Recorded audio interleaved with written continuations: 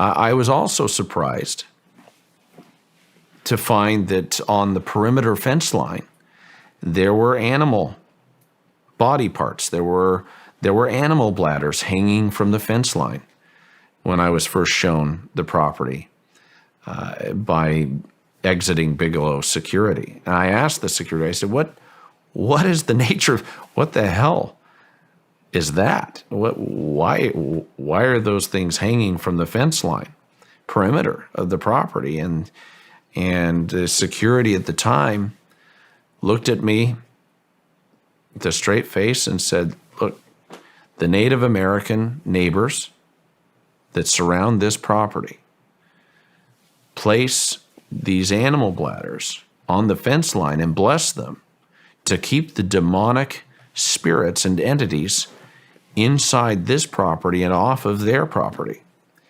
And I quickly learned that the tribal leaders in the Uinta Basin and surrounding the property had been telling their people not to even look the way of the ranch, that they were told, don't even look the way of the property, or else you may have demonic forces, entities that would follow you. And that's something that has been discussed and documented, but is an interesting part of the history. So I was very surprised when first inspecting the property and visiting the property at what I found. After a couple of months, my surveyor contacted me one day with a report that he'd just captured the image of a UFO. It was right about noon in June of 2016. And I said, really? Are you sure? And he said, yeah, I have it on my camera. And I told him, will you stop everything right now?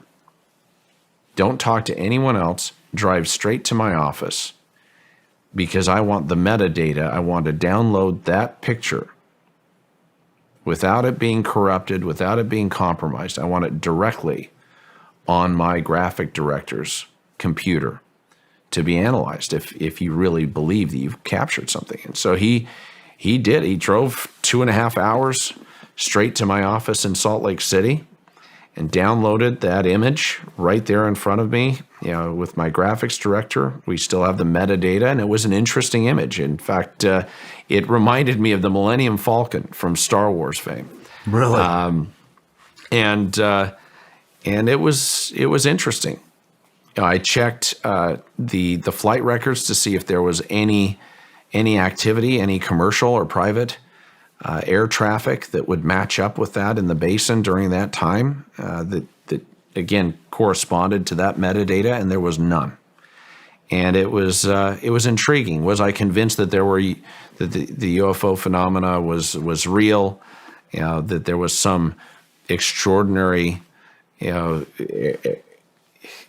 cause or origin to this? No, but I was intrigued. Several weeks later, I get another call. Brandon, I've got another image. Myself and the caretakers just saw a glowing object appear right outside of Homestead 1 or right outside of the ranch house, and I've got the images, and I need to show you this. And I told them, drive straight to my office. Please get here as fast as you can. And sure enough, it was an intriguing image. We had the metadata. It was very different than the UFO that was captured weeks before. How so? It had a different shape, different characteristics. Do you still have these images? I'll share those with you. We'll put them up on screen. You bet. And those created some interest. I still was unconvinced. I mean, we have the Utah Test and Training Range out west of Hill Air Force Base. I mean, I've worked as the commercial real estate advisor to Falcon Hill and that aerospace research park, and I'm aware that there are programs that are out there, and there are tests being conducted that could very well be potentially connected with some of the unidentified aerial phenomena that have been reported. So I remained curious but unconvinced.